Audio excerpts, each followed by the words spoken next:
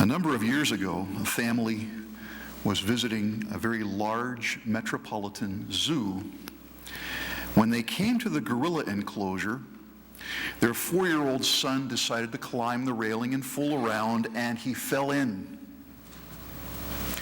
As his horrified parents are screaming for help, one of the female gorillas noticed this little intruder who had knocked himself unconscious. She did not attack him. She did not ignore him.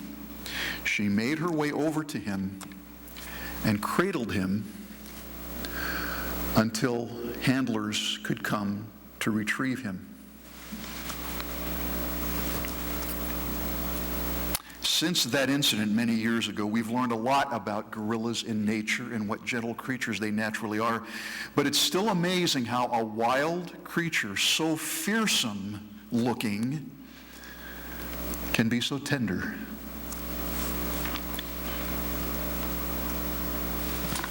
The people of Israel understood the fearsomeness in regard to the Lord. They were raised with a dread of that place called the Holy of Holies, the place in the tabernacle and later in the temple that was separated by a heavy curtain. Anyone other than the high priest who dared the effrontery to enter behind that curtain would die simply from being exposed to the presence of the Holy One. The idea of entering that curtain was terrifying to the people of Israel, to the Jews. Teddy Roosevelt had that sense of fearsome awe as a child. David McCullough's biography of Teddy Roosevelt, called Mornings on Horseback, includes this story of a young Teddy as a child in New York City. Mittie, his mother, had found that he was so afraid of the Madison Square Church that he refused to set foot inside it alone. He was terrified, she discovered, of something called the Zeal, Z-E-A-L. It was crouched in the dark corners of the church, ready to jump at him, he said. When she asked what a zeal might be, he said he wasn't sure, but thought it was probably a large animal like an alligator or a dragon. He had heard the minister read about it from the Bible, he said. Using a concordance, she read him all the passages there which contained the word zeal until, very excited, he told her to stop. The line he had found was from the Gospel of John, chapter 2, verse 17, which reads, "And his disciples remembered that it was written, 'The zeal of thine house hath eaten me up.'" The zeal's going to get you. That awesome fear, because the Lord is holy, and only the high priest, permitted once a year to go behind that curtain and offer sacrifice on behalf of himself and the people. Then Jesus came.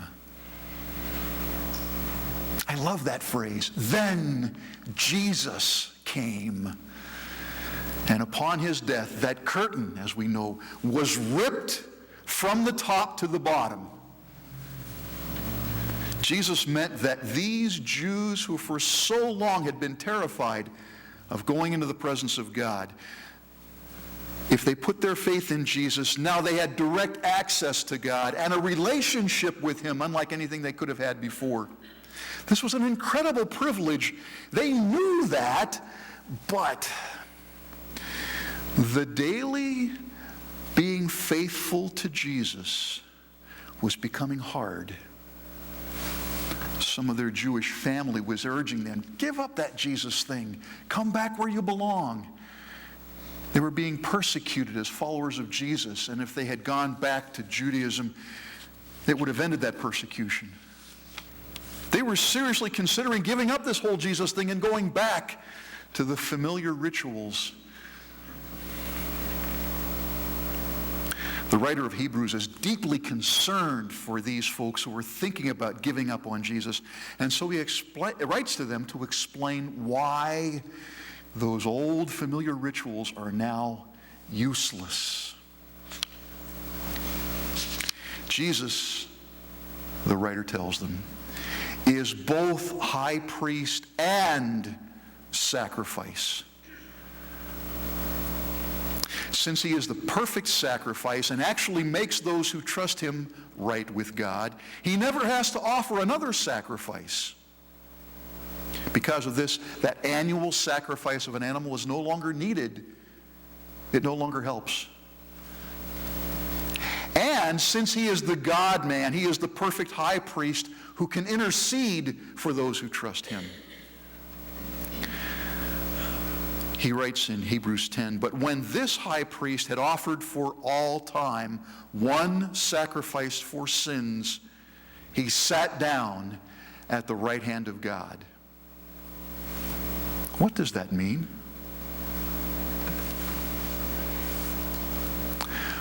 One boy had said at one point, God does everything he does with his left hand. Can you guess why he said that? When he was asked, he said, because Jesus is sitting on God's right hand. Okay, we've decided that that's not really what that phrase means. What does it mean?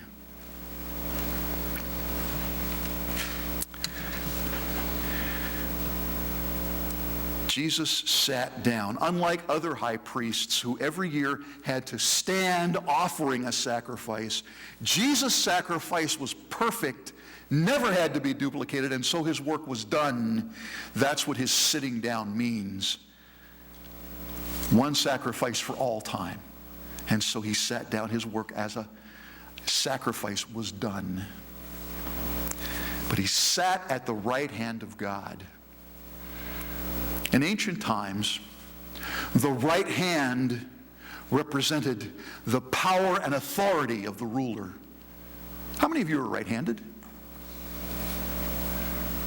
How many of you are left-handed? Just a few. Yeah, only left-handed people are in their right minds. I've heard that before. Back long before being left-handed was considered acceptable, the right hand was the one that you used to hold the sword.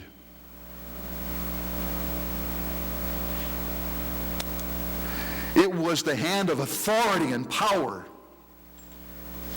And so, having accomplished all he did in sacrificing himself, Jesus now is in the presence of God with all the authority of God because he is God.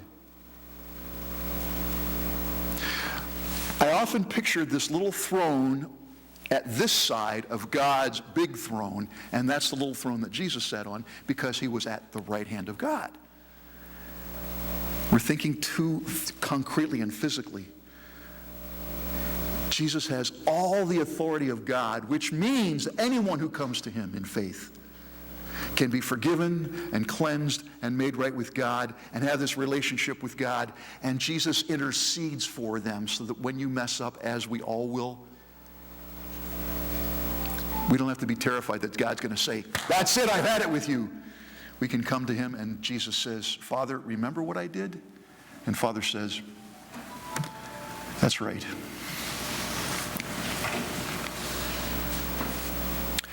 Coming directly to God was a new idea for these Jewish followers of Jesus. And the writer reminds them that they are not only permitted to come to God, they are invited to come. Since we have confidence and access, let us draw near.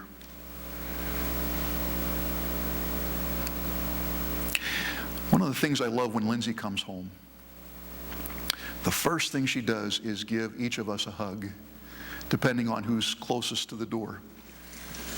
And there has never been a question about whether she'll get one back. Never.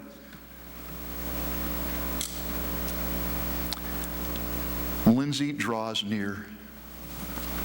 because she knows that she's going to be welcome. There is that confidence that she has in us. And because we have lived together as a family for so long, there is that level of intimacy that is so special. I'm guessing your family also has jokes, and all you have to do is say a word or two, and everybody remembers when that thing happened, and they all smile because they remember. You should ask Janice sometime about the phrase, "Miss Janice, there's no air in here. I can't breathe."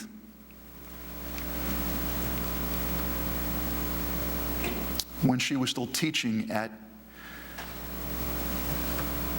the elementary school, one of the little boys in one of the corners passed gas. And another little boy sitting beside him said, "Miss Janice, there's no air in here. I can't breathe." She came home and told me that story. We got a good chuckle out of it. So now anytime there's anything that doesn't smell quite appropriate, the first thing she will say is, "Miss Janice, there's no air in here." We have that history, that intimacy. That's the very thing that the Father is calling us to share with Him. We can come confidently. And as we live this Christian life, we share that intimacy with Him, we'll remember the times that something wondrous happened or something difficult happened that He got us through. Let us draw near to Him in confidence and in intimacy. Draw near that we may find mercy. You know the old shorthand for mercy? Mercy is not getting what you deserve.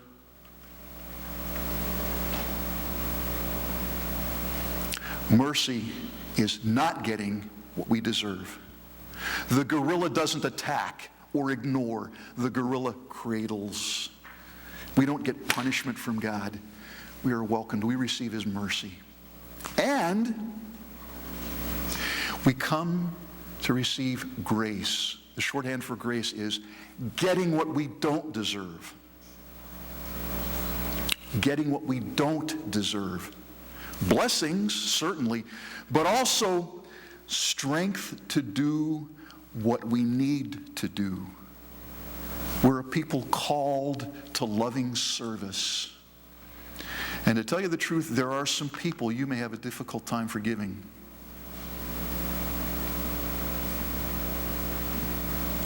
There are some people you may have a difficult time loving. There are some people you have a difficult time confronting. And for each of those, Father gives grace to do what needs to be done as followers of Jesus. Draw near. Let us hold on to our hope. For the Jews, that meant don't slide back into those old rituals. They're useless. They won't help you. It's tough. It's strenuous. It's arduous being a Christian sometimes. Hang in there. Hold on to that hope. Don't go back. For us, the sliding that we can do is not so much into this dread of God, but it's easier for us to slide into something like an over-familiarity with God. I'm going to show you a brief clip from a movie and see if it's at all familiar to you.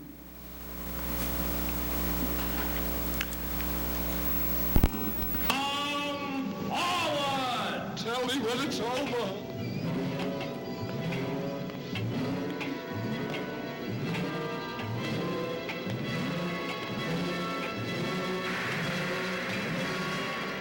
Look at that. Look at that.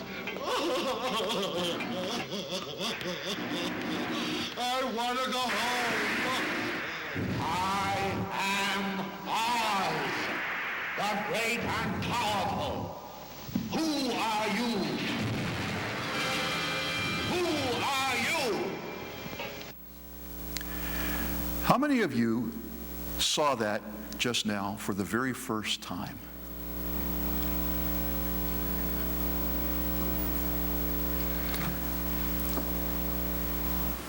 When we took Lindsay to kindergarten for the first time and met with the teacher, she had this list of videos that she thought might not be quite appropriate for kindergartners because of the frightening scenes, and this was one of them. We didn't have the heart to tell her that Lindsay had been watching this since she was 3.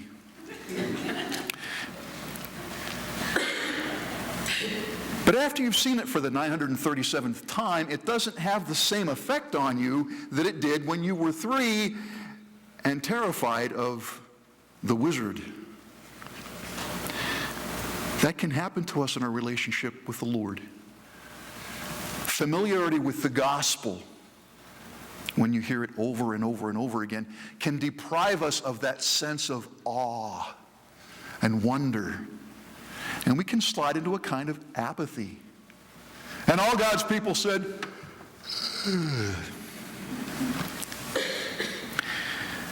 it's a danger that we have, far more than sliding back into the ritual of Judaism that is terrified of God. We can be too familiar with him. We can also slide, if we're not careful, into busyness. I'm going to work on my relationship with the Lord one of these days as soon as I have some time. And the fact is, we never have time. The practice of taking the time can prevent us from being too busy and losing touch with him. We can also slide into something about distance. I believe in God. I accepted Christ as my Savior. I just don't want him interfering with my life. A dangerous place to be. And one of my favorites that it hurts sometimes even to talk about this. It's something I'm calling rapture neglect. Jesus is coming back. He's going to get me out of here. All I got to do is behave myself and I'll be out of here. Everybody else is on their own. People in the world, they've earned it. And it's easy to slide into that thinking so that we completely neglect those around us who so much need a relationship with him. You see, we don't, as the Jews of the Old Testament who came to faith in Jesus, we're not tempted to slide into this terror and do the ritual thing. We slide in different directions, but they're just as dangerous. And sadly, there were some believers, the writer says, who could turn their backs on Jesus and treat him the same way a very successful man treats the mother who had sacrificed and taken in laundry and cleaned office buildings and worked her fingers to the bone. And then when he's with his buddies, makes fun of her because of her knobby fingers and her bony knees and her hayseed accent. Those who turn their backs on Jesus to find some other way to live life are treating Jesus like that man treated his mother, with mockery, contempt, disrespect. But the writer to the Hebrews says, there's something better that you have, and we believe something better is going to happen to you. And so don't be one of those. Instead, let's spur each other on to love and good deeds and encourage each other. The Christian life is strenuous. We need to keep each other accountable and encouraged so that we can all together stay faithful. Don't bail. Persevere. This is not just a set of beliefs that we have in our heads. This is a lifestyle we're persevering at. And like the old song says, the person who succeeds at anything is the person who gets up one more time than they fall.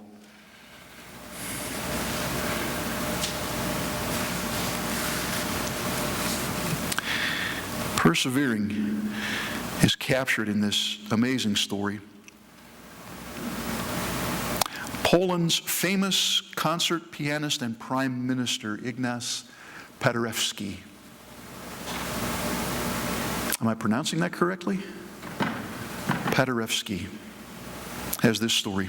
A mother wishing to encourage her young son's progress at the piano bought tickets for a Paderewski performance. When the night arrived, they found their seats near the front of the concert hall and eyed the majestic Steinway on the stage. Mom found a friend to talk to, and as they're engaged in the conversation, it's getting closer to the time. It's just about 2 minutes before the concert's due to begin, and all of a sudden, Mom sees her son up on the stage with that Steinway plinking out, "Twinkle, twinkle, little." She's horrified, and before she can get up to go and get him, Paderewski comes from off stage onto the stage. He leans over the little boy and says, "Keep playing." He fills in a bass part with his left hand. And after a few minutes, the boy's still playing, and he reaches around with his right hand with a running obligato. And this little boy and this master are creating magnificent music together. Jesus wants to do something wondrous with us. Maybe the best we can do is twinkle, twinkle, little star, because our lives are not big and grand and glorious, but we're persevering, and he will take that perseverance and make something wondrous from it.